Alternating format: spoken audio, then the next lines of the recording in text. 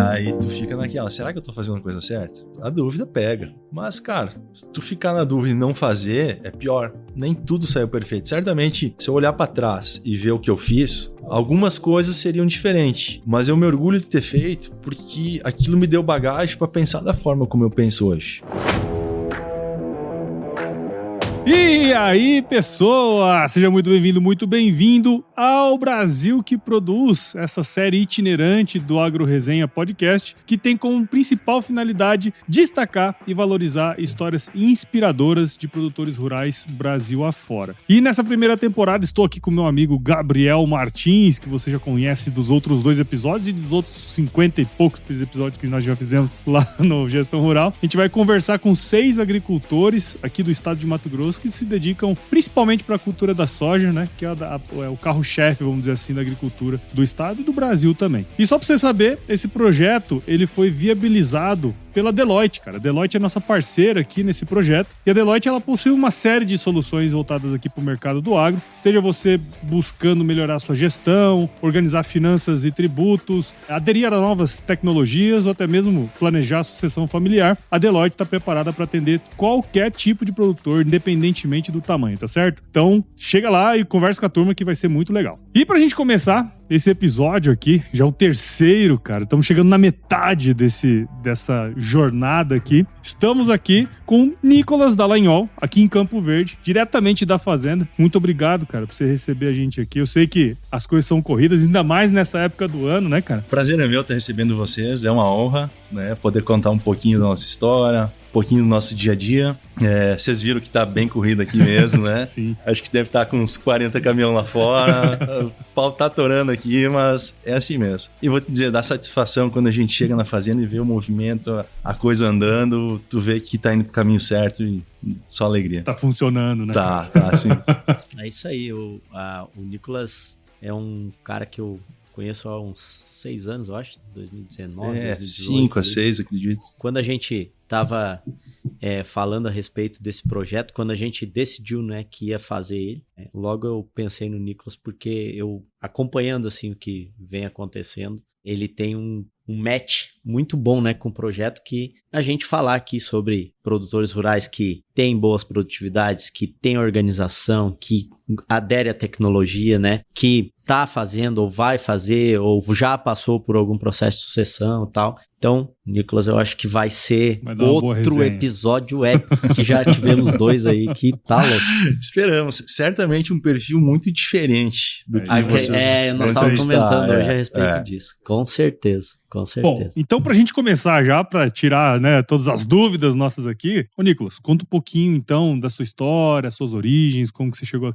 até aqui hoje, né, cara? Então, até quando eu conheci o Gabriel, eu tava na transportadora, trabalhando na transportadora da minha família, e era um momento que eu quase não me imaginava como agricultor. Sabia que seria um futuro, mas não estava esperando que fosse tão rápido. E a gente o tempo foi passando, as coisas foram acontecendo, e daqui a pouco o tempo passa, já passou tanto tempo, 5, 6 anos, e eu tô aqui como agricultor, muito satisfeito, não me vejo em outra área que não seja aqui, e tô bem contente, sabe? Tô bem contente. Eu acho que, como eu cheguei aqui, eu preciso contar como foi a história do meu avô e do meu pai.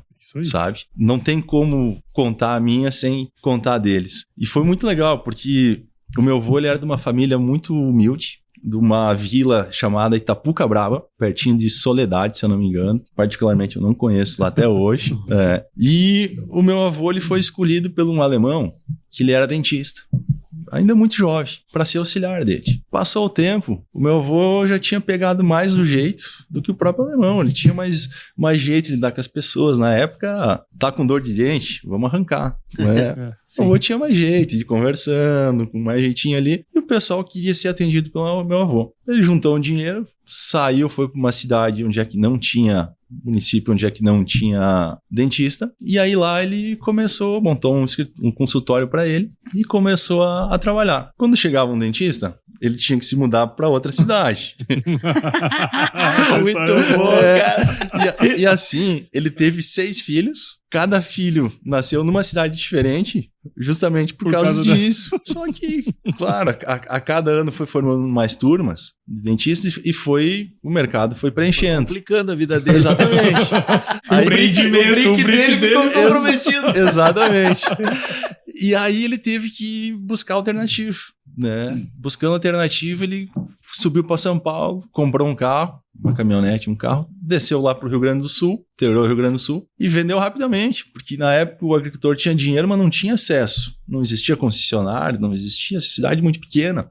E na época, na oportunidade, eles estavam, se não me engano, em Estação, Rio Grande do Sul, próximo de Passo Fundo, Erechim. E aí ele começou a cada vez ir mais frequente para São Paulo, voltava, vendia. Quando meu pai já teve uma certa idade, acho que lá pelos 14 anos, ia junto, voltava com um carro dirigindo, cada um com um. 14 anos, meu pai me conta, assim. Polícia rodoviária era uma em São Paulo, uma no Paraná, uma em Santa Catarina. Não existia. Estrada de chão, quebrava o carro. Sim. Meu pai dizia assim, Nico, eu cansei de passar fome na estrada, né? Eu tinha uma banana, um copo d'água, parava, pedia ajuda pro pessoal que tava passando na estrada, pra ter o que comer, até que o meu avô voltasse da onde a cidade mais próxima com a peça para eles trocar e continuar a viagem. E assim foi por anos, né? Foi por anos. E aí meu avô se deu por conta que aonde ele comprava os carros e caminhonetes em São Paulo, o pessoal comprava do Mato Grosso. Na época não existia Mato Grosso do Sul e Mato Grosso, era um estado, e era Campo Grande. Então ele começou a ir a Campo Grande. Se o cara que eu tô comprando compra de outro, eu vou direto na fonte, né?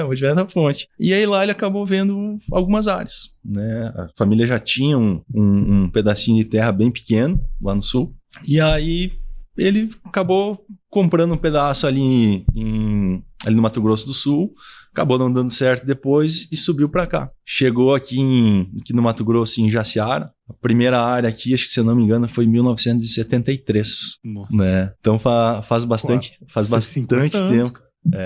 bastante tempo. Mas é curioso, assim, de um dentista prático, ele passou por um comércio de carro e depois foi para agricultura. E o meu pai, ele acabou tendo 6 filhos, 3 homens e 3 mulheres, e mais a Júlia. E aí, os 3 homens, um lidou com a agricultura e os outros 2 continuaram com carro, caminhonete. Um deles é o meu pai, que é o filho mais velho. E depois começou com os caminhões, vender caminhão, foi para transportadora, montou transportadora. Então, assim, sempre foi trabalhando em conjunto. Eles nunca se preocuparam muito em dizer assim, isso é teu, isso é meu. Não, vamos baixar a cabeça, vamos trabalhar, sabe? E vamos investir. Nunca guardaram dinheiro. Sempre que eles conseguiram juntar, eles sempre reinvestiam, seja na compra de caminhão para aumentar a transportadora ou área de terra. Isso, tu imagine, uma geração, segunda, e eu tô assumindo a terceira agora. Então, assim, eles tiveram um trabalho muito bonito, né? Muito bonito mesmo. Pô, fico bem contente em poder contar essa história, assim. Tem tantos detalhes, assim, conforme a gente vai contando, a gente vai se lembrando. E aí meu avô chegou pra cá em 73, ele ficou em sociedades com os irmãos deles, porque ele não tinha dinheiro para comprar uma área inteira. Então não tinha dinheiro para comprar um pedacinho. Família grande, chamou todos os outros irmãos, compraram em conjunto ali em Jaciara. Depois foi dividindo, foi entrando os filhos, foi dividindo, foi indo, né? Tempo depois, a minha família lá no sul, com o meu tio Vilmar, que era o cara da agricultura, veio para cá e disse, não, vamos nós tocar a nossa área aqui, vamos dividir, vamos tocar a nossa área. E aí que a gente começou a, vamos assim, focar mais no Mato Grosso. Veio com mais força para cá, começaram a investir mais aqui, gado, depois foi para o soja, começou a dar certo, compramos mais uma fazenda. E assim, teve épocas boas e épocas ruins, né? Tudo é cíclico, né? Para mim, o mercado, a nossa vida também é cíclica. Tem momentos muito bons, tem momentos que a gente vai passar dificuldade, mas essa dificuldade deixa a gente mais calejado, né? E deixa a gente com mais vontade para bater de frente depois nos desafios, né? E as maiores oportunidades, às vezes, estão nas dificuldades. Né? Exatamente. É aí que mora o grande pulo do gato, às vezes. Né? Exatamente. Eu sei que esse assunto, especificamente, do momento em que tu entrou no negócio, a gente vai abordar mais adiante aqui na nossa conversa, porque tem um tema, a gente vai abordar um tema específico disso. Mas assim, quando eu falei contigo, quando eu te conheci, assim, lá em Getúlio Vargas, né? Tu tava ajudando a procurar um sistema para botar na fazenda. Só que tu ainda não tava, não tava envolvido com a agricultura. O teu tio ou o teu pai, eles pediram para ti... Como é que tu teve contato, assim, soja? Como é que foi esse... Então, como minha família tem área de terra desde a da geração do meu avô, eu imaginava que algum dia eu iria me envolver com isso. Se administrando ou não, talvez poderia arrendar, mas eu ia me envolver. Mas a minha formação foi na administração e eu fiz uma pós-administração focado para transportadora e o meu foco era lá. Eu tinha até, eu sinto em contar isso, mas eu tinha um irmão, acabou falecendo de acidente de carro, e ele estava fazendo agronomia, ele era o cara para estar aqui, sabe? E eu era o cara para estar na transportadora. Mas o destino vai pregando peças, a gente tem que se adequar ao momento. E aí o meu tio tocava aqui no Mato Grosso e as áreas do Rio Grande do Sul. Então ele fazia como eu, ficava um pouco no Rio Grande do Sul, voltava. E eu comecei a me interessar um pouco mais sobre agricultura, comecei a vir mais para o Mato Grosso. E eu via que tinha algumas coisas aqui nessa parte de TI, vai lá, assim, que ainda precisava desenvolver. Quando eu estava tentando fazer o meu TCC da faculdade, eu queria fazer o TCC em relação aos custos da lavoura. E aí eu cheguei pro nosso contador, disse, cara, preciso ver os custos e tal. Dizendo, não, tá aqui, ó, tá aqui na mesa, uma segunda mesa. As pilhas eram altas assim, ó. Era alto assim no papel. E eu olhei, eu digo, tá, mas e aí? Dizendo, não, isso aqui quando a gente for fazer o imposto de renda a gente vê. Disse, cara, funciona, beleza, mas... Ainda tá funcionando no caso ali, mas, assim, ainda tava funcionando. Eu comecei a pensar, digo, cara, se algum dia eu for lá administrar, eu preciso ter um software. Na transportadora a gente tem um software. Já tô mais habituado a isso. O meu tio tem um feeling enorme, né? Ele não precisa que o contador ou que o sistema diga para ele. Exatamente. Ele faz isso a vida inteira. É muito diferente, né? E aí eu digo, cara, vou buscar um software. Vou buscar um software que faça tudo, né? Que faça a parte fiscal, que faça tudo. A gente olhou inúmeros softwares. E isso foi só para eu colocar... Isso foi em acordo com o teu tio, assim, tu falou, cara, temos que colocar... Cara. Ou tu foi procurando para depois apresentar para ele? Como é que foi? Ele vai me puxar pela perna, mas ele me disse assim, cara, eu não sei no que vai ajudar isso, mas se tu quiser instalar, vai, te vira. Tem que dar carta branca. Eu disse, então tá bom, deixa que eu vou de atrás. Mas assim, não era uma unanimidade, vai lá. Foi meio... Não, mas e é normal isso aí, né, cara? É normal a gente ver. Sim. Assim, porque isso que tu falou mesmo, é normal, assim, do cara chegar e olhar, assim, na lavoura e... Cara, esse ano nós vamos ter um lucro aí de X. E bater quase lá. Por causa que o cara tava acostumado, né? Isso aí. Quantas safras, né? Que ele já não passou por aquela situação em específico que, né, você provavelmente não tinha passado ainda. Então, é mais simples. Mais simples não, né? Mas é mais corriqueiro para ele analisar essas coisas. Então, eu acho que isso sempre funcionou. O pessoal sempre teve esse feeling, só que assim, os tempos estão mudando. Na minha cabeça, hoje está muito diferente. Sim. A gente tem uma estabilidade maior do clima. Tu liga a TV, tu vê muito antes era aquecimento global, agora é mudanças climáticas, né? A gente sabe que tem uma agenda ali, mas a gente vê que acontece, realmente. O Rio Grande do Sul passou por 3 anos de seca e depois um ano de enchente. Aqui o Mato Grosso, ano passado, teve a maior seca, acho que dos últimos 40, 50 anos. Então, assim, a gente precisa profissionalizar a coisa, porque senão, cara, vai ficar para trás. As coisas que estão sob o seu controle, né? Exatamente. E o clima não é um deles, né? O clima não é um deles. Exatamente. No passado, o agricultor conseguia fazer isso porque ele tinha uma margem muito boa. E depende da safra, a gente consegue ter uma margem muito boa. Só que se tu for pegar essa margem e descontar que ela quebra, tu vai ver que ela fica muito, muito mais apertada. Então, assim, a gente costuma dizer, o cara que não tem essa gestão, ele tá mais para colono, vai lá. E o cara que consegue ter essa gestão, ele já passa a ser mais um empresário. Então, assim, hoje eu vejo que a agricultura, especialmente no Mato Grosso, se o agricultor não se voltar mais pro modo empresário, ele vai ficar para trás e vão engolir ele. A gente ainda tá na fase de como é que chegou aqui, né? E quando tu começou a querer buscar sistema e tal, organizar, claro, tu não sabia nem o que tu ia encontrar aqui, né? Tipo assim, não, vou contratar um sistema, sei lá, vamos lá implantar, né? O desafio foi enorme. Mas assim, quando tu tava olhando pra isso, tu tava só no campo do, cara, tem que profissionalizar. Mas tu não sabia realmente o tamanho que era essa dificuldade, né? Essa dificuldade, né? Porque assim, trabalhava muito em Excel. Não, e tu trabalhava numa empresa estruturada, com servidor, com não sei o quê. Até com RH, com contabilidade, com tudo. Né? Interfonava alguém pra... né? Exatamente o que eu ia comentar também, porque assim, quais foram os paralelos, né? Porque eu imagino que, um dia eu vou trabalhar com agricultura, isso estava provavelmente na sua cabeça ali em vários momentos da sua vida, né? Tava extremamente focado, transportadora, como é que eu melhoro aqui, outro. Quando você veio pra cá, quais foram os paralelos que você fez? Falou assim, aqui poderia ter isso, porque funciona assim, ou até lá na transportadora, podia ter alguma coisa que tem aqui. Quais foram os paralelos, assim, que você começou a fazer com o que você fazia e com a agricultura, assim, cara? Então, como eu não tive a formação acadêmica de agronomia, alguma coisa nesse sentido, eu vim para cá com muita dificuldade, né? A minha formação era lá, então eu conhecia a realidade lá. Para chegar aqui e conseguir fazer acontecer, eu tive que estar cercado de pessoas boas. Essas pessoas boas que me deram esse sustento e me dão até hoje de conseguir tomar as melhores decisões. Mas eu consegui trazer muita coisa da transportadora para cá. Vi o sistema que a gente falou de, cara, eu preciso um sistema que já me dê o fiscal pronto, que eu consiga fazer já a questão do imposto de renda depois.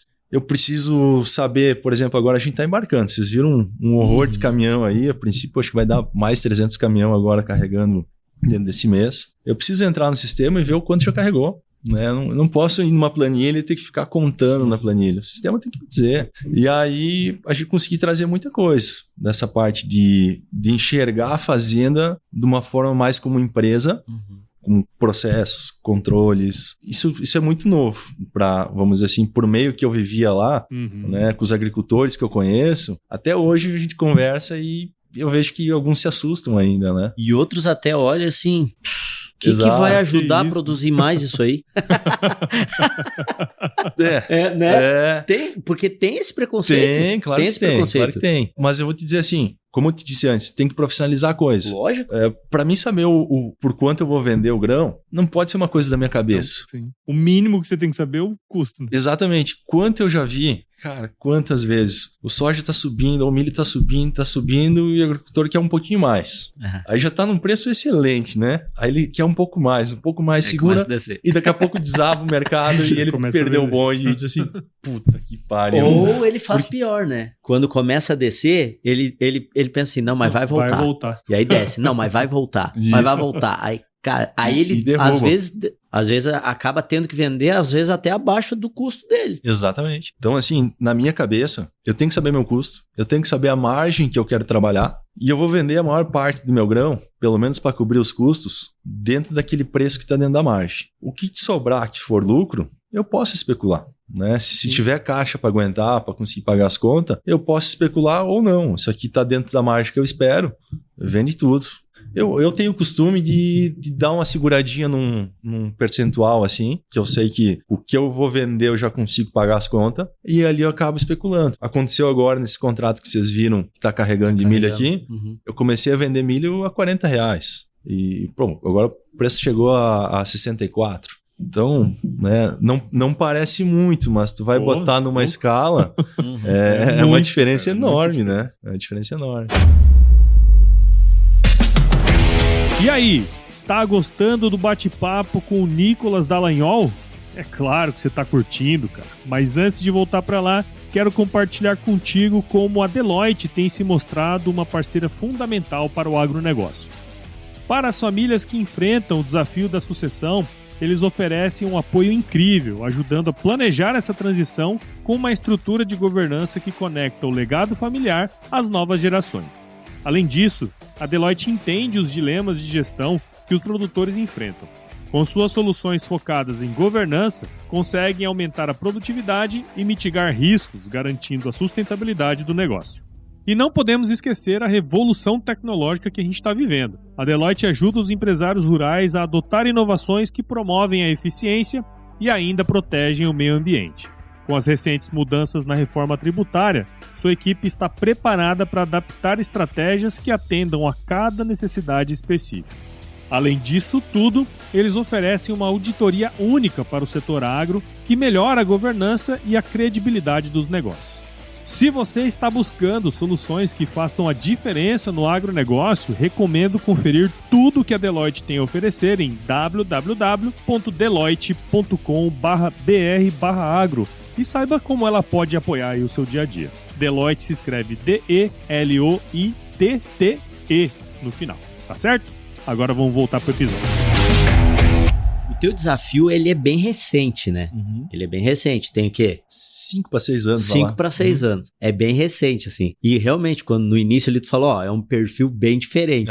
Então, quem tá assistindo aqui, realmente, viu, sim, né? é um perfil totalmente diferente. E das 2 anteriores e das próximas 3 histórias que a gente vai ter aqui nessa primeira temporada. E como tu chegou aqui exatamente, a gente vai ter que explorar um pouco mais adiante aqui nessa conversa, porque vai entrar num assunto bem específico mesmo. Delicado, vai lá. Bem legal, e importante até da gente colocar aqui, né, Nicolas? Eu tenho certeza que tem muita gente passando pelo que eu passei lá atrás.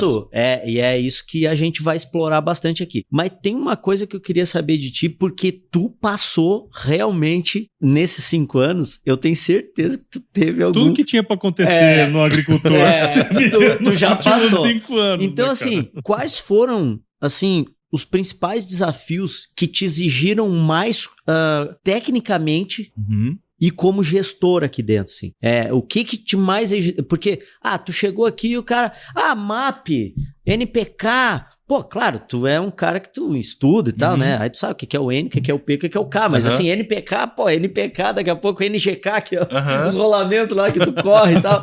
Né? O cara, sei lá, Mas, assim, tecnicamente eu acredito que tu teve até que estudar sobre o assunto e tal. Então, o que te exigiu mais tecnicamente e do ponto de vista técnico e do ponto de vista como gestor, assim? Quais foram os principais desafios que tu Vamos teve? lá. Eu passei por um desafio muito grande aqui. Ou vai lá, antes disso. Quando eu vim pra cá, eu vim pra administrar o negócio da família. Então eu não tava administrando o meu negócio. Todas as decisões que eu tomava aqui, ia refletir lá. Então eu não podia errar. Eu tinha que fazer a coisa o mais correta possível pra mim não errar. Então assim, teve caso, por exemplo, quando o soja tava R$100, que eu vendi. E depois ele subiu. Meu pai me passou 6 meses me cobrando. Ele imprimia a folha do preço do grão e largava na minha mesa e olha aí quanto tá. Tu imagina a dificuldade. Tu diz assim, cara, eu não posso me dar o luxo de errar, eu tenho que fazer a coisa bem feita. Porque não é só eu. Tem uma família ali, tem algumas famílias que estão dependendo disso. E aí, teve um caso bem específico, que foi nesse momento que o soja chegou a 200. E a gente viu quando a gente plantou no talhão dessa fazenda, na entrada aqui, a gente viu que ele começou a ficar meio irregular, começou a procurar e viu muito coró. Uns besorrinhos assim, eles saem da terra já adulto. O besorrinho que pegou aqui era muito um marronzinho. Cara, ele me comeu uma quantidade de soja imensa. A nossa produção aqui caiu assim absurdamente em alguns talhões. O que fez a média da fazenda cair assim terrivelmente. E justamente num ano que era a onda que a gente poderia surfar e, enfim. E ali foi um desafio enorme, porque já não dava mais tempo de corrigir de modo satisfatório, modo paliativo, para a gente conseguir amenizar, mas o dano estava feito. E aí é aquela pressão. O que fazer nos próximos anos para que a gente não tenha mais esse problema? É aquela coisa que eu falei. Tem que estar cercado de pessoas boas. Agrônomo bom, gerente de fazenda bom, que é o meu caso. A estrutura que comporta. Talvez algumas propriedades não vão comportar isso, então tem que se virar de um outro jeito, mas aqui reuniões, conversas, testes, e a gente foi evoluindo, tanto que depois na sequência no milho a gente não teve mais esse problema. E eu tirei um peso das costas enorme, que vocês não imaginam, né? Foi, olha, aquele ano dá vontade de chorar, porque tu começa a fazer a conta, diz assim, cara, Quanto eu deixei de colher? Qual era a estimativa de colheita? Quanto eu colhi? Vezes 200. Vezes o preço da soja. Eu disse assim, cara, eu não acredito que eu perdi essa onda, né? Mas assim, são desafios e a gente vai ficando mais esperto, mais calejado e... É um desafio que foi técnico e de gestão ao mesmo tempo, Sim, né? Exato. Sim. Porque foi bruto, né? E uma coisa que tá dentro dessa conversa aí também, e que remonta um pouquinho a conversa anterior que a gente tava tendo. Quando tu chegou aqui, um desafio desses aí, não foi os playboyzinhos aí, meu? Segure que é aqui. Olha lá. Nossa, saiu das fraldas. Nossa, velho. Essa barbinha... Nem barba tem direito, não sei o quê. Cara, não teve essa parada aí? Isso Porque tu já convivia aqui? Tem, óbvio que tem. Lógico que o pessoal sempre teve muito respeito comigo aqui, então, pelo menos na frente, não acontecia, mas a gente sabe que, né, até tu conseguir criar... Porque é preconceito, não é nem implicância. Não é nem implicância do cara, às vezes, né? Mas assim... O peão olha lá, tá, mas cadê o seu Gilmar? Cadê Vilmar, o seu Vilmar? Isso, Orestes, o meu avô. E assim, eu acho que a questão do respeito, tu não se ganha, tu se constrói ele. Sim. Então, é normal. Tu imagina, o cara tá trabalhando aqui há tantos anos. Vem uma pessoa nova, inexperiente, e vai passar a ordem, daqui a pouco passa umas ordens que não faz sentido nenhum. Como que o cara vai cumprir, vai fazer, vai dar prejuízo para a fazenda? Então, eles também sentem um pouco de insegurança. O que esse guri vai fazer? Que hoje já não é mais guri, já tá com a barba branca. Né? Mas tu sempre construiu um ambiente onde as pessoas conseguiam te dizer assim, ô Nicolas, mas cara, isso aí não é bom fazer, não. Tu construiu um ambiente assim, então, onde as pessoas te ajudavam, inclusive? Foi isso que tu... Isso eu consegui trazer bastante da transportadora ou até da faculdade que eu vi lá. Quando eu estava fazendo a faculdade, um professor contou um caso da General Electric. Na época, ele lá isso aí foi 2000 e... sei lá, acho que por 2008, por aí. Ele disse assim... Perguntaram pro CEO da General Electric como que ele administrava a maior empresa de engenharia do mundo, na época se ele não era um engenheiro. E a resposta do cara foi assim, eu não preciso ser um engenheiro. Eu preciso extrair o máximo dos engenheiros que trabalham comigo. Se eu criar um ambiente que funcione e a pessoa que é a maior qualificada consiga extrair o máximo dela, a empresa vai dar bem. Certo. Então esse foi o meu papel aqui. Eu não cheguei dizendo para um ou para outro o que tinha que fazer. Tentei construir um ambiente bom, construir o respeito deles comigo e aos poucos as coisas vão saindo ao natural, né? E cara, até para entrar num outro assunto que eu acho que tem tudo a ver também com o que nós estamos falando. E tudo a ver aqui. contigo, né? Gurizão. A sua vinda para cá já trouxe uma série de elementos, né, da sua carreira na transportadora, vamos dizer assim. Mas também implantou uma série de tecnologias aqui, imagino, né? Porque começa pelo um sistema, mas daqui a pouco tem uma... Às vezes as máquinas já tinham até as telemetria, mas não utilizavam. Quais foram as principais tecnologias dentro desse período, ou até mesmo voltando um pouco para trás, do seu pai, do seu avô e tal, que você percebe, assim, que te ajuda hoje, que impactou bastante o trabalho aqui na fazenda, assim? Quais foram as principais tecnologias, assim? Essa parte de um software que eu consigo fazer uma gestão integrada foi o ponto inicial. E, sem dúvida, foi o ponto mais importante para que eu conseguisse ter a visão mais ampla do negócio.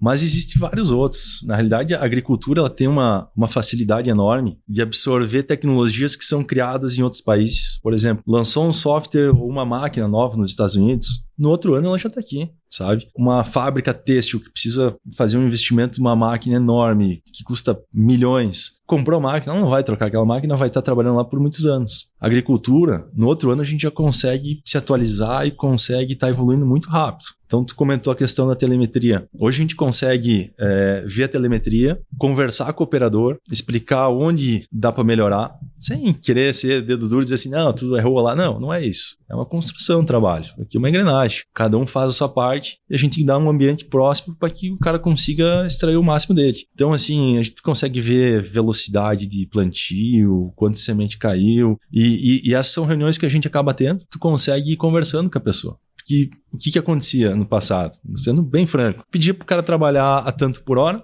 enquanto estava com a caminhonete olhando, trabalhava. Quando a caminhonete saía de lá, pau. Sexta-feira, Final de dia, Nossa, velho. é no 12. Então, assim, hoje a gente consegue ter uma gestão e consegue ver no dia, a semana como foi, e tu não deixa finalizar a safra para depois ver o que aconteceu. O leite derramado foi. Então, assim, tu já consegue corrigir muito rápido. E, cara, tem muita tecnologia, máquina com tecnologia para colher semente, onde a gente consegue ter uma qualidade melhor de semente, a gente consegue ver a questão de descompactação de solo, sair relatório para ver aonde a gente precisa trabalhar mais o solo para descompactar. Te falar, direto tem tecnologia nova e como eu sou um cara novo e disposto a coisas novas, eu gosto de testar, eu gosto de estar envolvido e às vezes tem coisa que não vai dar certo, mas vamos ver como é. Vamos de atrás, vamos ver. Funciona? Faz sentido na nossa lavoura? Vamos aplicar. E eu não deixo o pessoal mole, não. Todo ano aí tem coisa nova, né? Cara, e assim, no fim do dia, a gente precisa, né, existe uma curva, né, a curva de adoção de tecnologia, que eu sempre falo lá nas minhas palestras e tal, que é o seguinte, cara, sei lá, 5%, 10% no máximo das pessoas são pessoas assim, que, pô, independentemente se eu sei que vai dar certo ou não, deixa eu testar, deixa eu entender, né? Uhum. E boa parte das tecnologias, elas só vingam se encontrar pessoas igual você, entendeu? Uhum. Então é importante, né, cara, da gente ter esse olhar também aguçado para novas oportunidades, tecnologia, porque isso, de alguma maneira, vai melhorar o trabalho que vocês estão executando, né? Com certeza. Dá um exemplo, na última safra de milho, a gente teve uma parceria com a John Deere. A John Deere está desenvolvendo uma plantadeira nova e trouxe aqui para nossa unidade para a gente trabalhar com ela. Veio o pessoal da fábrica, a gente fez a planta inteira com ela e deu os nossos pitacos lá, não sei se ajudou ou não, acredito que sim, tanto que eu já fechei a parceria pro próximo ano agora pro milho para plantar de novo com a plantadeira e acredito que já no próximo ano eles já vão lançar ela. Então assim, é tecnologia em máquina, é tecnologia em semente, que essa a gente acaba comprando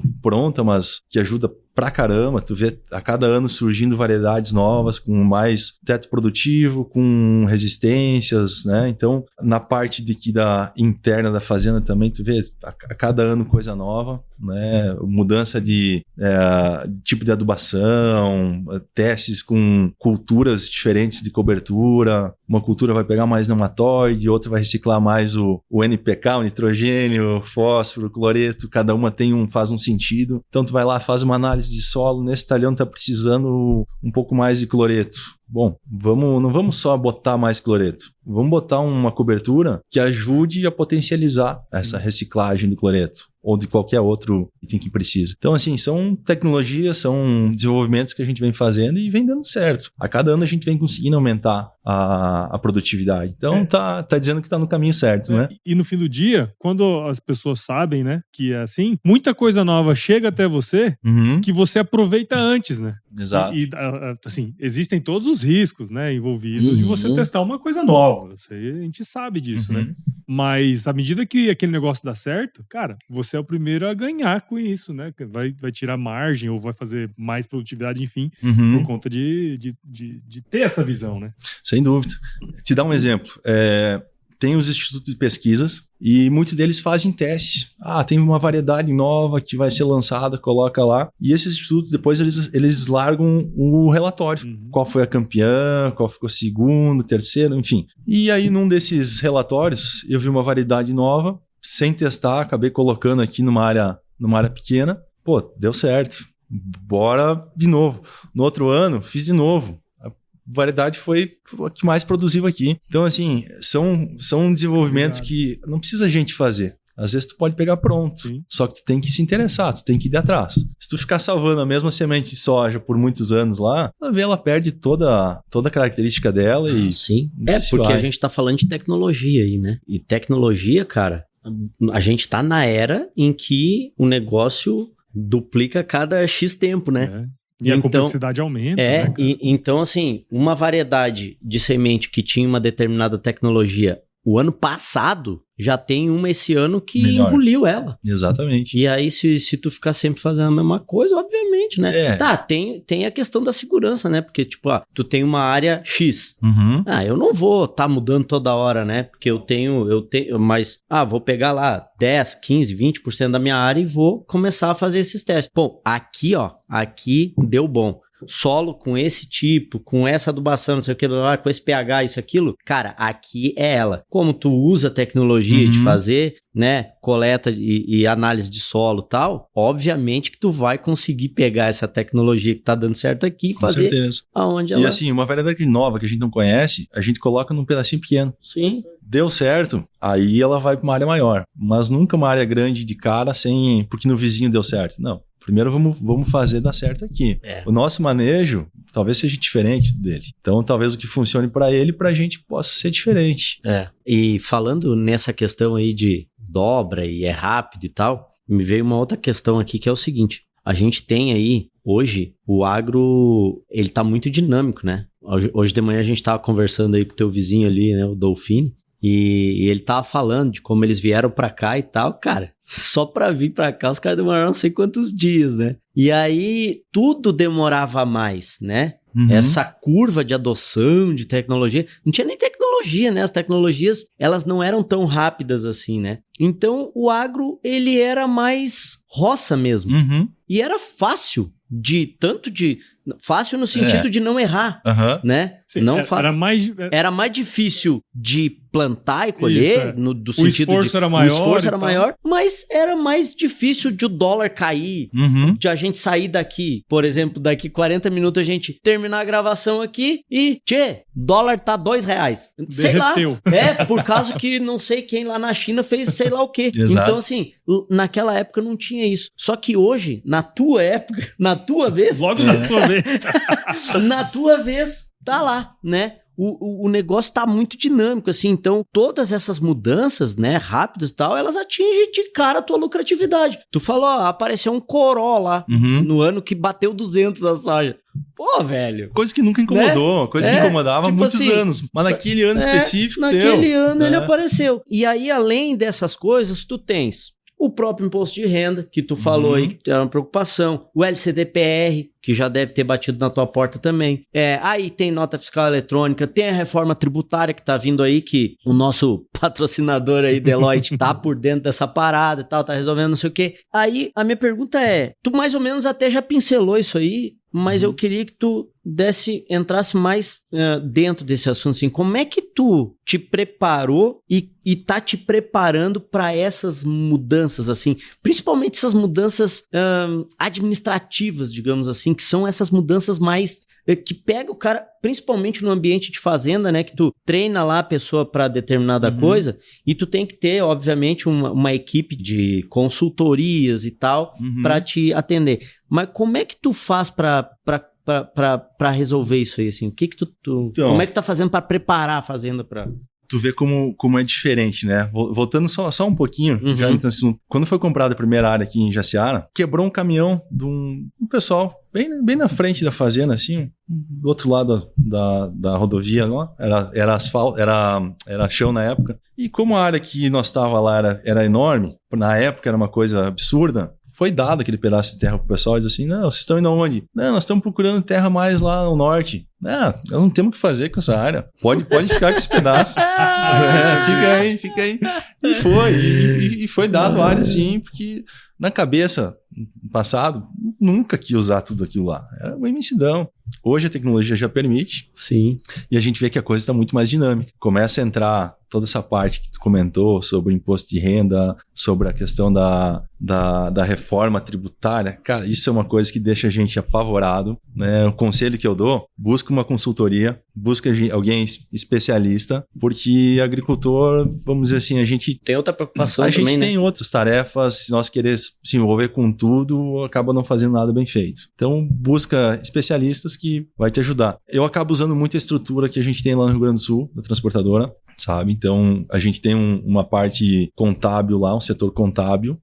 A gente tem consultorias que nos ajudam tanto na transportadora quanto na lavoura. Então, isso me ajuda muito. Isso me ajuda muito na tomada de decisão. Eu fico um tempo aqui no Mato Grosso, um tempo lá. Quando eu desço lá, a gente conversa bastante, planeja. A gente ainda, como agricultor, a gente ainda tem algumas vantagens que eu não sei se para frente vai ter. Uma situação que desde que eu adotei, quando eu vim para cá, eu adotei. E eu via muito dificuldade, agricultor no passado, lá no Rio Grande do Sul, lá ainda dá para fazer bloco, né? E eu tenho um amigo contador, ele dizia assim, Nico, tu acredita que tem agricultor aqui que ele esconde uns blocos para mim não ver e não declarar? Olha a cabeça, né? É uma coisa inadmissível. E aí tu pensa assim, cara, se num ano tu conseguir antecipar, por exemplo, as receitas e jogar a despesa pro próximo ano, tá? E no outro ano, aí num ano tu vai ter um lucro bem importante. E no outro ano tu ter vamos dizer assim, um prejuízo ou meio que empatar. Se nesse primeiro ano tu ir pelo lucro presumido, tu vai pagar 27,5% sobre 20% do faturamento. Isso representa mais ou menos 5,5% do faturamento. Se tu conseguir jogar a despesa pro próximo ano e não pagar, faz pelo lucro tu real. divide pelos 2 anos, dá 2,75 por ano, tá? Lógico que não é fácil fazer isso. Sim. Mas por vezes dá. Aí tu pergunta pra um agricultor, pra um empresário, pra qualquer um, diz assim, cara, se tu pagasse 2,75 por ano de imposto, tava bom pra ti? Todos vão dizer que sim. Sim. Sim, cara, mas dá aí. Dá pra fazer. Nem sempre, mas Sim, assim... Mas é possível. Bem organizado, Acabou de falar que uma é boa possível. gestão é possível. Claro. É possível. Então, assim, uma boa gestão, tu consegue economizar um horror. O primeiro passo é o que tu falou uns minutos atrás aí. Uhum. É ter ter um número, né? Sim, como é que ele vai, como é que ele vai saber quanto que ele pode antecipar de receita se ele nem sabe quanto que falta ainda vender, né? Exato. Quanto que tem ainda para vender, enfim, quanto que já foi vendido, quantos contratos já tem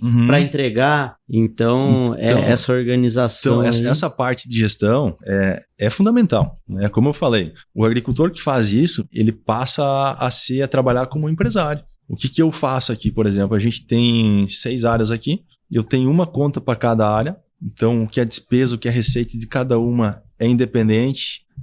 Como eu aproveito o pessoal lá do Sul, da transportadora, a gente faz conciliação bancária, né? Então, assim... Sonho, né, cara? Rapaz do céu, tu sabe então, assim, que eu trabalho com isso, né? E essa parte da conciliação bancária foi engraçado, porque assim... Isso aí é bom demais. No passado, tinha a conta da fazenda, mas, vamos dizer assim, não era uma coisa exatamente, isso aqui é só fazenda, isso aqui... Acabava tendo uma outra coisinha. Tinha, entendeu? E aí, teve um fato que foi muito engraçado. Eu implantei essa questão da conciliação bancária e tal. A menina da contabilidade veio, Nicolas, tem uma despesa aqui de 300 e poucos reais que não tem nota. E eu, cara, eu não paguei. Fui lá pro meu pai e disse, pai, tu que tá tirando dinheiro da conta, o que é isso aqui? Dizia, não, isso aqui eu comprei um presente pra minha mãe, pra minha avó. Eu digo, não, vamos fazer o seguinte, tu quer comprar alguma coisa pra ela, tu compra da tua conta particular. Esses 300 aqui é dessa conta da fazenda e eu só vou aceitar a coisa que saia, que entre na fazenda, que é relacionada à fazenda, né? Não quer comprar coisa pros outros, pra ti, coisa particular, é na tua conta particular. Ele ficou tão bravo comigo. Nossa, cara, eu imagino. Assim, porque eu não mando mais nada disso aqui, porque a gente já se viu, porque não sei o quê. Era 300 reais. Mas assim, foi bom. Claro. Porque... cara, eu consegui colocar da forma como eu gostaria e a partir dali não aconteceu mais. Sim, então, assim, alinhou, né? O exemplo pega o cartão corporativo lá da transportadora e compra presente para não sei quem. Não faz isso aí. Então, por que vai fazer aqui? Isso é igual uma empresa também, né? Exatamente, né? Então, assim, foi legal conseguir resolver, né, dessa forma. E agora, assim, tem nota daqui, tem nota de lá, cada fazenda é dividido, e aí tu consegue, cara, até pra questão do livro caixa, por exemplo. Sim, porque ele é ligado à área, né? Eu tenho parceria com um tio numa área, eu tenho parceria com outras tias noutra área, eu consigo trabalhar de forma independente, né? O sistema já divide isso, mas eu consigo puxar no banco o que é de cada conta, né? O que é de cada fazenda. Muito mais fácil. Então, para a parte de gestão já ajuda bastante. Uma dica que eu dou aí para quem está nos assistindo, né? E que tenha mais de uma área, facilita bastante. Olha aí. É o que a gente faz no Gestão Rural lá, né? A gente fala muito sobre isso. Deixa uma dica aí pro povo. Já tá aí, uma tá aí. Agora é que vem o grosso. Agora vem a conversa que tu gosta. A conversa que nós protelamos desde o início, né, cara? Toma água aí, Nico. Que agora você vai falar mesmo que for.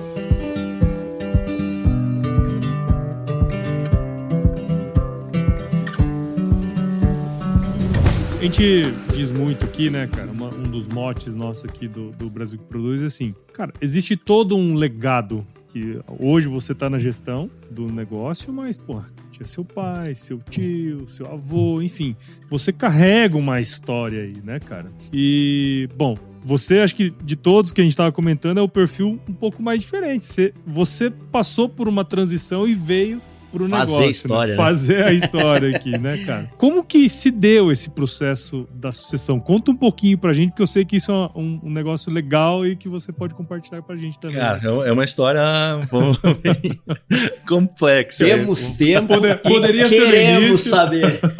Vamos lá. A galera quer saber. Bom, porque imagino que tem muita gente passando pelo que você passou. então, né, cara? se pegar meu sobrenome Dallagnol, tu já sabe que é italiano. E gringo, tu sabe como é que é. Não é fácil. Não é fácil. O gringo, ele entra com um punhado de sal na água, ele sai nadando, ele sai da água, tá com o punhado de sal ainda. Sei que Sorrisal não exatamente. Então, assim, teve muita dificuldade, uma família com 6 herdeiros, né? E ainda antes do meu avô falecer, eu já entendia que a gente tinha que resolver. Porque, como eu comentei lá no início, a minha família trabalharam demais, tiveram sucesso, só que eles nunca se preocuparam em dizer assim, isso aqui é teu, isso aqui é meu. Compra e bota no nome de todo mundo. Todo mundo é dono de tudo.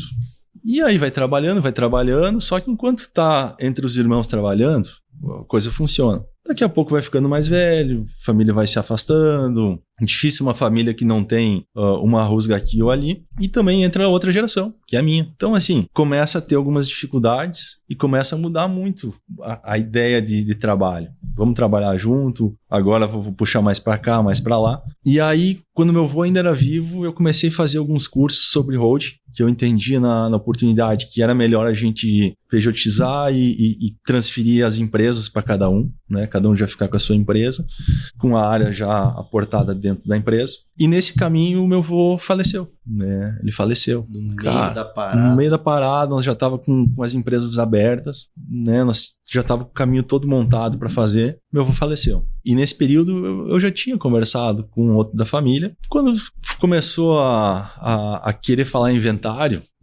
não foi a melhor das situações, né? Eu me afastei, como não era herdeiro, continuei trabalhando no meu ramo lá. E passado, acho que 1 ou 2 anos, uma tia minha entrou em contato comigo e me pediu, Nicolas, a gente gostaria de resolver o inventário, a gente precisa de alguém que tenha trânsito, possa estar conversando com um com o outro, e a gente gostaria que tu nos ajudasse nisso. Para mim vai ser uma honra, porque também tem interesse que se resolva, né? Na época eu não imaginava de estar assumindo aqui agora, e aí eu comecei a estudar. Fiz curso, fui atrás, fui indo, e aí fui fazendo reunião com uma família, com outra. Você imagine sentar com um tio, com uma tia e mais os filhos. E eu do outro lado. Tu era um dos interessados, teoricamente, né? Exato. O que eu tentei fazer na minha cabeça? Se envolver advogado, tem advogado que é malandro que quer puxar para ele. Uhum. Então eu digo assim, vamos tentar se entender nós e depois a gente passa para o advogado pronto. Para ele só executar o que a gente decidir. Só escreve e protocola lá. E aí, foi tempo, não foi uma coisa assim rápida, né? Foi mais de ano aí conversando. Reunião com um, entendendo o que ele gostaria, reunião com o outro. Eu colocava as minhas situações que eu entendia que eram mais corretos. E por vezes eu achei que não ia sair, né? Tive algumas encrencas no início, dizendo que não ia dar certo, que eu podia abandonar, que não adiantava fazer isso, que nunca ia resolver. E, cara, mas eu nunca desisti, né? E era uma coisa complexa, porque as fazendas não são iguais. Como que tu vai dividir igualmente uma coisa que não é igual, entendeu? Então, assim, entra muito aquela coisa, um trabalhou mais, o outro foi mais privilegiado no passado, o outro não sei o quê. E aí tu diz assim, gente, o que passou, né? Inclusive com meu pai, eu tive inúmeras encrencas com meu pai para conseguir resolver. Assim, o que passou. Não, mas não sei o que, cara, é daqui para frente. E aí eu fui conseguindo entender, beleza, o que tu quer é isso, o que tu quer é aquilo, e eu sempre dizia nas reuniões, eu prefiro resolver de uma forma que ninguém fique satisfeito, todo mundo sinta que precisava receber um pouco mais, do que um diga assim, eu saí satisfeito. Cara, se um dizer que um saiu satisfeito e os outros sentir que precisava, não foi bem feito. Se todo mundo tiver aquele sentimento de dizer assim, puta, eu podia ter ganhado um pouco mais. É porque deu certo pra todo mundo. É aí, porque tu nunca vai conseguir fazer uma coisa que fique satisfeito pra todo mundo, sabe? O melhor dos mundos é difícil tu conseguir ter. Então, se tu conseguir ter um meio termo, beleza, não vai ser tanto aqui, mas vai ser pra cá. O teu não vai ser tanto lá e vai ser pra cá. E aí, a cada conversa, a cada reuniões de 3 horas, sentado conversando com a família, depois com a outra. Uma família que fala bastante, né? E aí eu fui refinando, eu fui indo, fui arredondando, fui puxando pra cá, pra lá, até que eu consegui chegar num consenso. Cara, a divisão vai ficar assim. Beleza, agora vamos fazer a prestação de contas. Que aí até era a gestão do meu tio. Peguei, imprimi tudo, extrato, expliquei tudo como estava, o que tinha de estoque, bem às claras, tentando ser o mais transparente possível, porque se ficasse alguma dúvida, trancava. Então, assim, eu também tenho que agradecer a família, porque eles também tiveram vontade de resolver. Ah, sim, né? o que dois não quer, o que um não quer, dois não faz. Exatamente. Então, o mérito é de todo mundo, né? O meu tio Vilmar, meu pai Clóvis, os meus outros tios, eu comento o Vilmar porque ele foi o nomeado inventariante. Mas eu tava por trás conversando com a família. Por que ele ser um inventariante? Ele era um cara que tem, vamos dizer assim, o aval da família. Mas não tinha tempo e não podia se dedicar também a conhecer o processo para estar conversando com o outro. Então eu fiz essa parte e o pessoal confiando nele sabia que ele só ia assinar se a coisa tivesse de acordo. Então foi acordado com todo mundo, foi passado para ele, tá de acordo, é assim, assinou, fechou, conseguimos resolver pelo cartório, né, sem envolver advogado. Precisou um advogado só para assinar, entendeu? Então assim, a gente economizou muita grana. Tempo e dinheiro. E também mal-estar entre... Talvez seja... Assim, dinheiro é importante, tudo assim, mas estar bem, né, com a família... Principalmente essa parada aí. É o mais importante no fim do dia. Cara, eu tenho casos muito próximos de mim que o inventário levou mais de 10 anos. Sim. O estrago que fez na família foi uma coisa terrível. Então eu sempre dizia assim, gente, é melhor cada um ceder um pouquinho, que aí a gente já consegue sair trabalhando. Que foi o que aconteceu. Se caísse com um inventariante trabalhando hoje aqui, eu não ia ter investido o que investi na fazenda, eu não ia ter produzido o que produzi, e o mesmo aconteceu com os outros tios. Cada um já saiu recebendo o seu dinheiro, conseguiu estar produzindo, todo ano já recebendo. E, cara, se tivesse inventário, tu imagina 10 anos, o cara precisando daquele dinheiro. Meu Deus. O dinheiro parado lá na conta.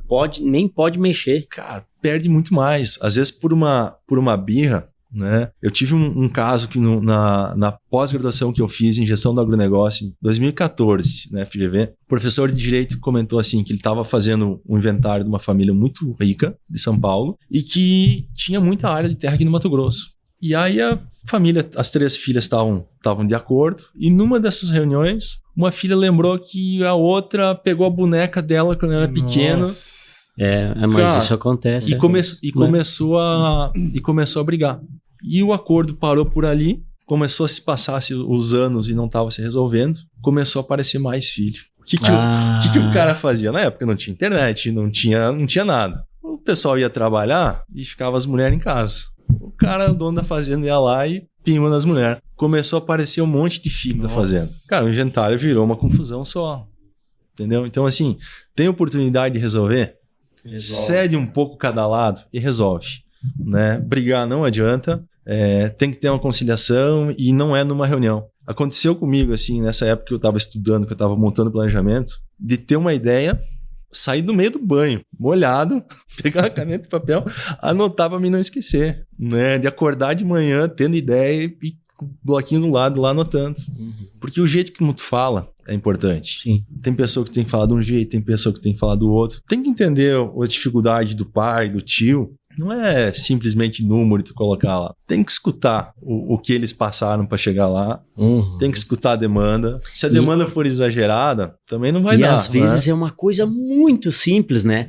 Lá pelas tantas o cara fala assim, aquele tratorzinho vermelhinho que tem lá, eu queria pra mim aquele trator e o fulano disse que é dele. Cara, aquele trator vale R$2.000, sabe? Aí o cara, tá, é isso? Não, tá, beleza. Aí vai lá no outro, tchê. Então eu vou te contar uma coisa que aconteceu com a gente. Lembra quando eu falei que meu avô veio pra cá, chamou os irmãos e comprou uma área, né?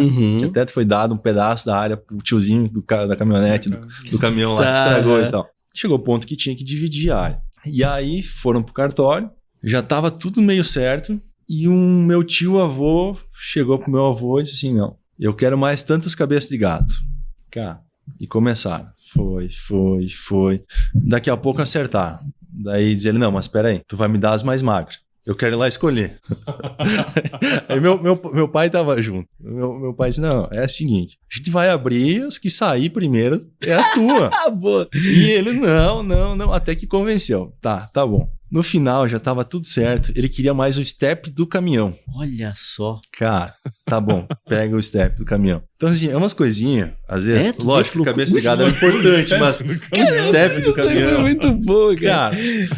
Mas assim, eu acho que se tu conseguir ter uma conversa com uma base bem sólida, bem construída, é mais fácil chegar lá. Se querer atropelar os processos e já querer fazer de uma vez muito rápido, é bem provável que chegue na hora de assinar e segure e vá se consultar com o advogado e as pessoas começam a pensar naquele momento ali, tipo assim, ela começa a refletir um monte de coisa que não foi refletido quando tu dedicou esse tempo, 3 horas com um, 4 horas com outro, não sei o que, durante um ano, não tinha, exauriu, já, né, estressou tudo que tinha que estressar de assunto. E agora é só executar. Exatamente. Desde mostrar a conta bancária. Ó, é assim, tem isso, tem aquilo, é tanto para cada um. As áreas são assim, são assado. Então, assim, tu trabalhar bem, tirar as dúvidas, porque na hora de assinar é uma decisão que não volta mais. Entendeu? Então, a pessoa, qualquer um, fica com um sentimento de dizer assim, será que eu devo? Então, por isso, tem que construir uma base bem sólida, sanar todas as dúvidas. Se não tá pronto ainda, não atropela, segura, que a hora que tiver pronto, faz. Mas não perde a oportunidade, né? Porque eu sempre comentava com eles, a gente tá fechando um acordo aqui. Se a gente trancar e um de nós vier a faltar, entra outros herdeiros, outras cabeças. Vai ficando mais complexo, hein? Entendeu? E aí, será que nesses outros herdeiros não tem algum outro herdeiro que também não se conheça e que talvez seja de menor e que vá trancar tudo? E até esse de menor não ser de maior, como que faz? Entendeu? Tudo vai dificultando. Então, tem alguns momentos de ouro que não dá para perder, né? Mas com responsabilidade, com cautela, com tempo para estar explicando, que é o mais importante, né? Uma coisa bem feita, bem construída, depois segue o caminho, né? Eu tenho por mim que é melhor dividir, cada um ficar com um pouco, e tu baixar a cabeça e trabalhar naquilo e fazer produzir, do que ficar brigando, querendo mais. Cara, exemplo da fazenda. A fazenda não vai ter manutenção, vai começar a cair, deteriorar as coisas, não vai investir em marca, vai começar a produzir menos. Pega um pouquinho menos cada um, divide, baixa a cabeça e faz acontecer. Logo, daqui a pouco, quando tu vê, tu já tá com uma outra área maior. Nós vamos ir adiante ainda nisso aí, porque a gente tem que entender como é que o Nicolas tá aqui, né? Mas eu quero só, nessa tua jornada aí de conciliador, né? Dá pra entender, né? Por que as pessoas procuraram ele, né? O cara é tranquilo e tal, né? Fala bem, estudioso. E aí, nós tava conversando aqui antes, e o Nicolas é um Ayrton Senna aí. O cara é corredor, né? E aí, cara, sabe o que eu tava pensando agora que tu tava falando? O cara fica pensando aqui, né? Essa tua habilidade de esperar o melhor momento, porque, cara, tu, às vezes, daqui a pouco numa corrida aí, tu anda, sei lá, 5 voltas atrás de um cara, de um carro lá, pra esperar aquele buraco ali que tu tava mostrando no vídeo pra nós antes e passar. O teu perfil é que fez tu ser piloto ou essa tua experiência como piloto que tu falou que já tem X anos, é que daqui a pouco também te ajuda nessa... O que tu acha? Eu acho que o perfil é uma construção, assim, do tempo, né? Piloto, o meu esporte é automobilismo. Eu tava mostrando no vídeo aqui pro Gabriel antes, um acidente que eu tive em Goiânia no final de semana. Não foi culpa minha, mas acabei me envolvendo. Tava sendo arrojado, tentando passar 2 ao mesmo tempo. E, Cara, eu acho que esse perfil a gente traz pra cá também. Porque eu gosto de ser arrojado aqui também. Com cautela, naquilo que eu posso, como eu comentei. Qual é a despesa que eu tenho? Eu vou vender pra pagar os custos, pra mim não ter prejuízo. O resto, eu vou ser arrojado, vou tentar arriscar. Investimento que eu acabei fazendo aqui no passado, acabei comprando uma área nova, parcela para pagar aos montes, com uma responsabilidade desse tamanho, e é aquela coisa assim, cara, eu tô com 36 anos. Se eu não dar o meu passo agora, eu não quero pegar o que o meu pai me deixou e dividir entre... Eu espero ter filho, não tenho até hoje. E dividir entre os meus filhos. Os meus filhos vão dividir entre eles. Vai virar em nada. Quando vê, vai virar em nada. Que é o que acontece, por exemplo, no Rio Grande do Sul. A gente vê muita área pequena lá. Né, de 20 hectares, 25 hectares. Aqui no Mato Grosso, 25 hectares é um assentamento. Né? Nem Talhão tem de 25 hectares. Não tem como, entendeu? Então, assim, o meu planejamento de vida é construir mais e poder, caso eu tenha filho ou filhas, né, poder deixar para cada um dos meus filhos pelo menos aquilo que eu recebi. Entendeu? É um planejamento de vida, um objetivo de vida. Espero que dê certo, mas para isso tem que ser arrojado, né? Para isso tem que tentar passar 2 às vezes, como aconteceu ali. E com 36 anos, se eu não fizer agora, eu vou fazer quando? Com 50, 40, 50, 60? Vai ter menos disposição. Já passou. Então a fase agora, minha fase de produzir agora, tem que bater firme e fazer acontecer. Baixar, igual você falou no início, baixar a cabeça e trabalhar. Né? Exatamente. Mas o automobilismo é uma paixão. Desde 2017 eu ando aí corridas afora aí pelo Brasil, inclusive aqui no Mato Grosso, comecei a fazer umas corridas na terra aqui. É uma loucura na terra aqui. É uma loucura, mas é bem divertido. E, cara, acaba sendo um passatempo, porque a gente vem aqui na fazenda, tem semanas aqui que é a semana cheia, durante o final de semana também, mas tem épocas que é parado. E aí eu tava... Agora mesmo tá movimentado porque tá carregando, tem porque barco, senão... Mas aí final de semana não se trabalha, e aí tu fica, vamos dizer assim, escutando o barulho da grama crescer. E aí, e aí a gente procura alguma coisa. Outro dia eu tava na cidade lá, escutei uns carrinhos acelerando, falei, cara, que é isso? Que é isso aí? Tô dentro, já comprei um, já tô andando com eles lá. Já tô andando com eles lá. Nossa, coisa boa. Cara, assim, ó, agora a gente vai quase pros finalmente aqui, né, Gabriel? Mas a gente tem que entender como é que ele é. É verdade. Eu tava querendo te provocar nisso aí. Pô, é a primeira vez que eu participo do podcast, né? Agora eu vou assistir depois e eu vou descobrir que eu sou gago, né? Não é não, cara. Não é não. Mas isso que é verdade, o que o Gago comeu. Vamos ver agora como que foi a sua entrada aqui também, né? Porque assim, aí, como a gente comentou, é relativamente recente, né? Não são muitas safras aqui. Caralho. Porque assim, tu ajudou a fazer todo esse processo e aí, como é que o Nicolas veio parar aqui? Se deve muito ao meu pai, Clóvis, que eu tenho uma gratidão imensa por ele. Mas como a família tinha algumas áreas no Rio Grande do Sul, o meu tio que é voltado para agricultura, ele sim, gente, agora a gente dividiu, cada família ficou com o seu pedaço, eu vou cuidar dos meus. Beleza. E agora? Era ele que cuidava aqui. Ele cuidava aqui. E aí ele disse assim, cara, eu vou cuidar dos meus. Porque, lógico, é a coisa dele, vai cuidar. Não é mais dele. Antes era tudo meio junto. E aí agora? E aí tu olhou pro teu pai, nem me viu. o meu pai...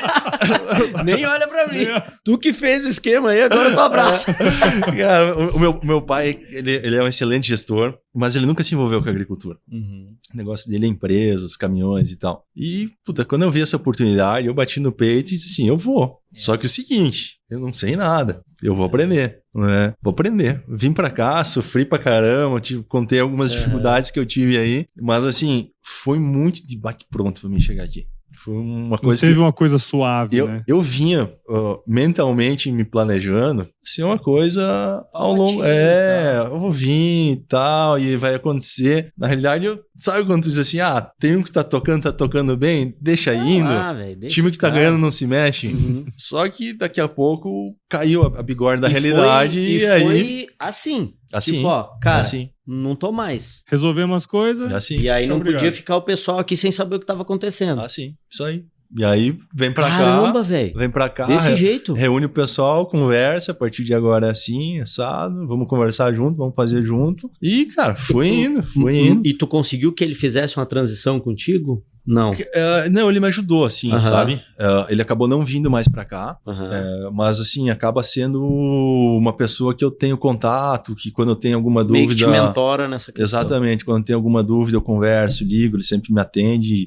Lógico que tá ficando cada vez mais espaçado. Porque tu tá tomando natural conta mesmo, também, tá dominando. né? E por vezes que a gente se encontra, a gente acaba falando até sobre outras coisas, mas me ajudou. E meu pai também. Meu pai ele me ajuda no dia a dia, por mais que ele não tá aqui. Ele tá lá, ele tá ajudando a controlar, sabe? Ele tá de olho e daqui a coisa ele me liga. Nix, tal coisa, deixa pra mim que eu vou ver. Então, assim, por mais que ele não esteja presente aqui, ele tá com um olho no gato e outro no peixe, né? E aí eu ainda costumo prestar conta pra ele, costumo mostrar o que eu tô fazendo aqui. Porque, cara, fazendo não para nunca, é construção, olha, um monte de coisa, é estilo que tu tá fazendo, troquei secador, os elevador, escritório que a gente tá fazendo agora. Cada ano a gente vai arrumando alguma coisinha pra fazer e acaba, né, evoluindo assim. E tu já liderava pessoas lá no Sul, assim, Nicolas? Quantidade, assim, de gente e tal, parecido com o que... Não exatamente na função como eu tô aqui. Porque lá embaixo no Sul, como tem a figura do meu pai... Tu tinha uma pegada mais operacional também. Exato, assim, tinha alguém que respondia, sabe? A decisão final tava ali. A gente tem um gerente muito bom lá, que é o Nilf, e ele também ajuda imensamente a tomar as decisões lá na transportadora. Agora, quando eu vim pra cá, eu tava sozinho. Sim, tu era o CEO aqui. Entendeu? Então, assim, o negócio chegava em ti. Chegava em mim. Era o STF. A decisão, vai comprar, vai vender, vai contratar, vai demitir, vai desmanchar, vai construir, é comigo, entendeu? E aí tu fica naquela, será que eu tô fazendo a coisa certa? A dúvida pega. Mas, cara, tu ficar na dúvida e não fazer é pior. Sim. Nem tudo saiu perfeito. Certamente, se eu olhar pra trás e ver o que eu fiz, algumas coisas seriam diferentes. Mas eu me orgulho de ter feito porque aquilo me deu bagagem pra pensar da forma como eu penso hoje. Eu costumo dizer assim, cara, problema a gente sempre tem. Mas a gente mostra a eficiência que a gente tem na velocidade que a gente resolve esse problema. Exatamente. Sabe? E aí por isso precisa estar aqui, por isso precisa estar tomando a decisão. Talvez não exista a melhor decisão do mundo, mas exista aquela que vai resolver no momento, ou menos pior, e que tem que ser tomada. Postergar, muitas das vezes é pior, né? E tu tinha uma formação acadêmica, uma pós e mais uma pós depois que tu fez em gestão do agronegócio, né? Só que eu tenho certeza que toda semana, ou daqui a pouco todo dia, tu toma uma aula diferente aí, né, sim, cara? A faculdade em si foi aqui, né? A faculdade foi aqui. Mas a pós também ajudou bastante. É uma coisa que eu acho que é bacana. Teve uma matéria que me encantou bastante, que foi a macroeconomia. E linka muito com a agricultura. Por exemplo, hoje, a gente vê a guerra lá de Israel com o Irã. A gente sabe que uma parte do nosso fertilizante vem de lá. Isso vai afetar.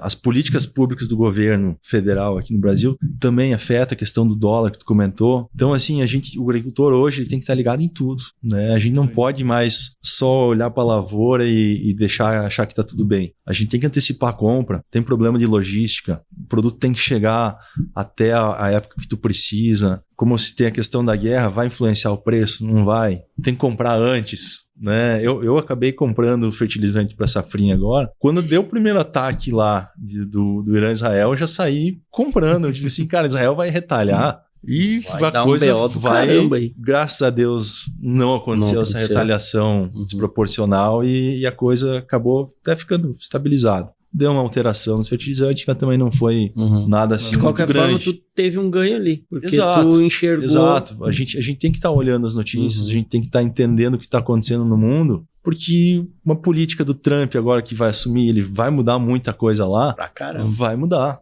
Vai mudar aqui. Então, assim, a gente tem que estar ligado. O Antônio da Luz, inclusive, no nosso episódio lá na Expo Inter... esse cara é fera demais. Ele grava, em média, 3 episódios com a gente por ano no Gestão Rural. E aí ele falou que já tava com o boné do Trump.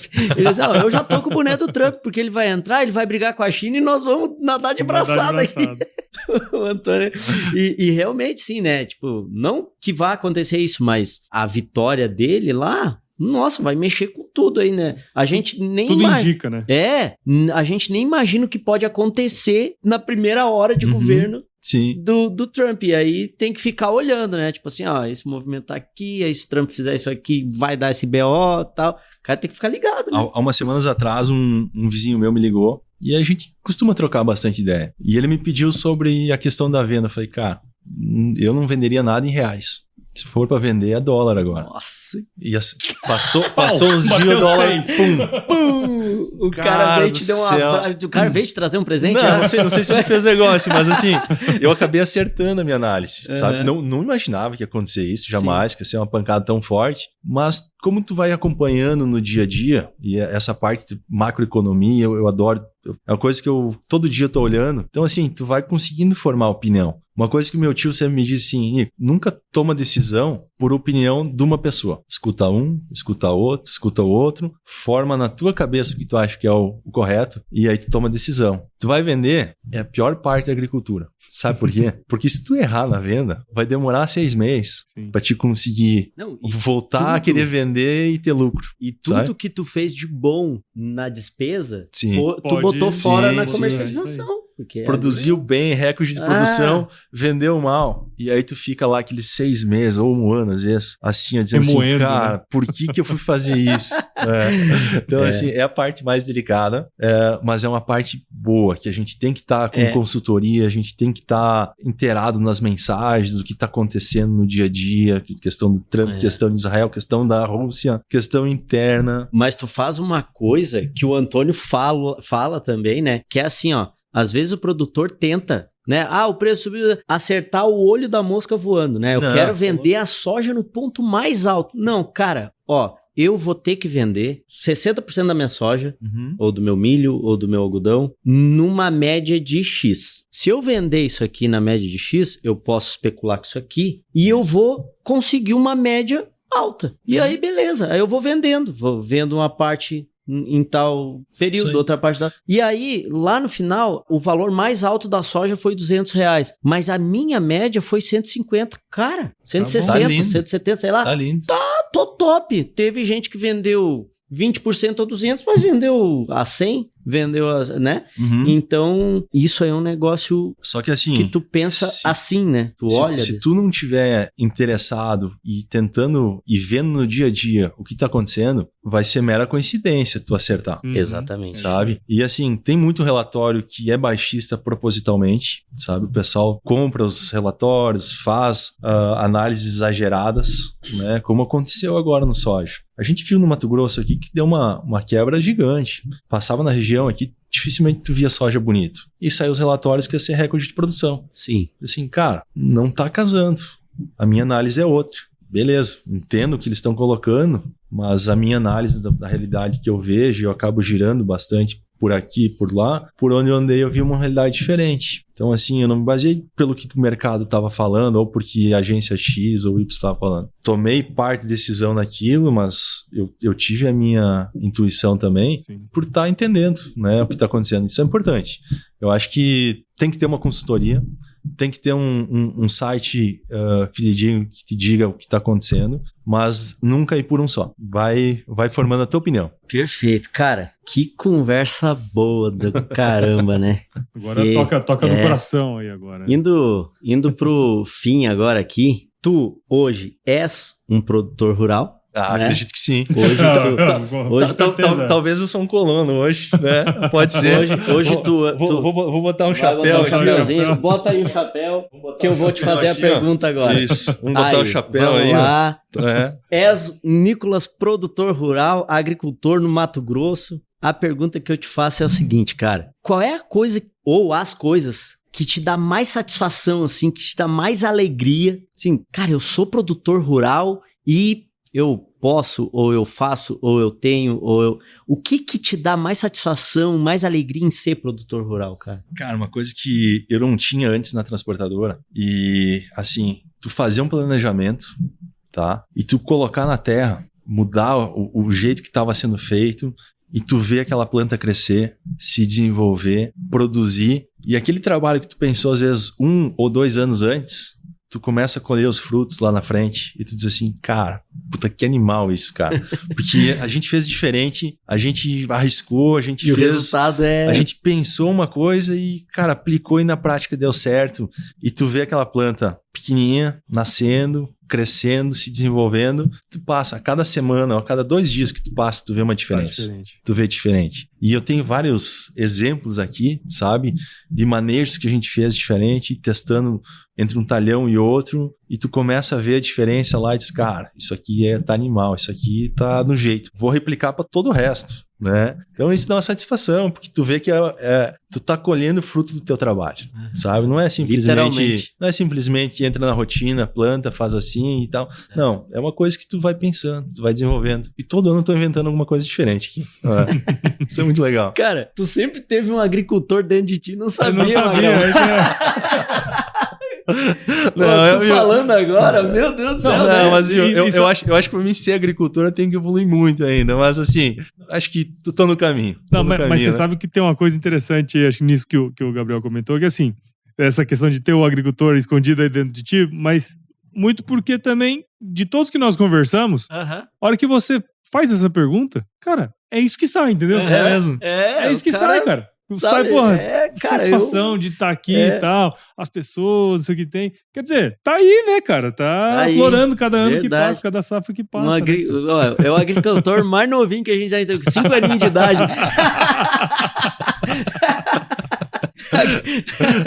Pô, cara, que conversa boa. Foi muito legal. Foi muito legal.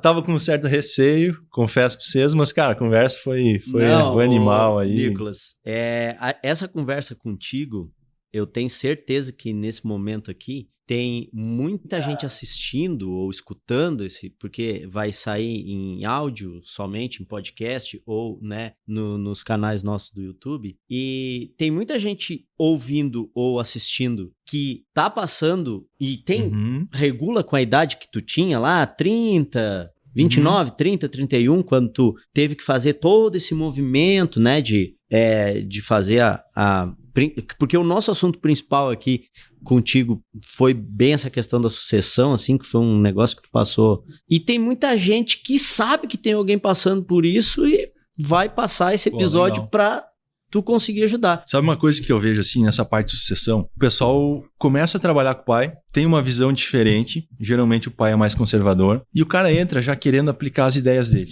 E, cara, e não bate. Não vai bater. E não bate, sabe? O que eu sempre falo pra esse pessoal? Cara, tem coisa que o teu pai não consegue fazer. A gente deu tanto exemplo aí da parte de software e outras coisas, sabe? Controles que o pai tem tudo na cabeça, mas que ele pode fazer um controle e ajudar o pai a tomar decisão. Entrega essas informações mastigadas, sabe? E não queira fazer o que o pai faz, certo? Se ele pedir, beleza. Mas se não, a pessoa entra já querendo substituir. Faz aquilo que tá faltando ou aquilo que tu pode melhorar e tenta pensar igual ao teu pai, tá? Porque assim, geralmente pensa diferente. Mas depois, quando amadurece e assume o lugar do pai, provavelmente vai pensar como ele, sabe? Então, assim, tenha maturidade de esperar a hora, faça aquilo que precisa, não tenta substituir e a sucessão ela vai acabar sendo natural. Não vai precisar ser forçada, sabe? Mas precisa ter paciência para isso. Que baita dica. Meu Deus do céu. Ô, pessoal, uma salva de palmas aqui pro Nicolas. Muito bom. Nicolas, o Dirceu Gassen, falecido e saudoso Dirceu Gassen, que é um engenheiro agrônomo lá do Sul, ele falava que o produtor rural tinha que pensar como planta, né? Ele falava muito nisso. E tu falou agora, pensa como teu pai. Exatamente. É empatia, né, meu? Te coloca no lugar dele, o cara tá ali há 40 anos, aí tu vai chegar e... Tá tudo errado isso aí, pai. Né? Não vai funcionar. Mas assim, inúmeros casos que eu conheço que aconteceu isso, acaba afastando, o filho vai para outro lado e, cara, perdeu uma oportunidade de ouro de estar aprendendo com teu pai, evoluindo. Paciência que dá certo, né? Ô, japonês, pra finalizar aqui o episódio... Eu vou dar a barbada pra ele, mas antes eu vou falar pro nosso ouvinte, tem... a gente tem alguns recados aqui, né? Pra você... Recados paroquiais, como diz o Mike. Pra você que ouviu esse episódio, ouviu aqui também, né? Pelo YouTube, tenho certeza que você viu o valor, afinal. Imagina, ter uma aula dessa, né? Com várias dicas prática, importantes, né, práticas. Que é isso. Quer dizer que você gostou desse episódio, você viu o valor, então considere compartilhar com alguém que vai se beneficiar desse conteúdo. O Brasil que produz essa série aqui, que faz parte do Agro Resenha, ela cresce na medida em que você participa junto com a gente. Então siga o Agro Resenha em seu agregador de podcast favorito, Apple Podcast, Spotify, qualquer um desses aí. E no YouTube também, para assistir os vídeos. E é importante também dizer, né, cara, que tudo isso aqui só tá acontecendo porque a nossa querida Deloitte tá nos ajudando, apoiando, né, para cada vez mais a gente entender essas histórias, trazer insights importantes, né? Então, no caso da Deloitte, se você estiver buscando soluções para melhorar a sua gestão, parte de organização de finanças e tributos também, adoção de novas tecnologias, sucessão familiar, que é um trabalho que eles também fazem, a Deloitte está pronta para atender você independentemente do seu tamanho, tá? A Deloitte atende todos os produtores rurais, porque o importante é isso aqui, manter o legado das famílias, né? A prosperidade do agronegócio, porque se você dá certo aqui, né? Se dá tudo certo aqui na fazenda, todo mundo que tá aqui prospera junto, né, cara? Então, não é à toa que o agro é a força motriz, não só de Mato Grosso, mas do Brasil como um todo, né, cara? E também, então, você pode seguir a Deloitte nas redes sociais, no Instagram, Facebook, LinkedIn, YouTube. Basta procurar lá por @Deloitte Brasil. Deloitte escreve com DELOITTE. E visite o site da Deloitte, o www.deloitte.com/br/agro e saiba como ela pode te apoiar aí no seu dia a dia. Agora sim, nós vamos dar aquela barbada. Sim. Porque a minha preocupação é, será que o tio do Nicolas, será que ele ensinou isso? Será que ele passou esse conhecimento milenar pra ele? Será que ele sabia? Talvez. Que é o seguinte, então. Esse é o pulo do gato. É o pulo do gato. Se chover, não precisa molhar a horta, não, tá bom? Esse é o ensinamento. Isso aí, cara. Faz sentido. Faz muito sentido.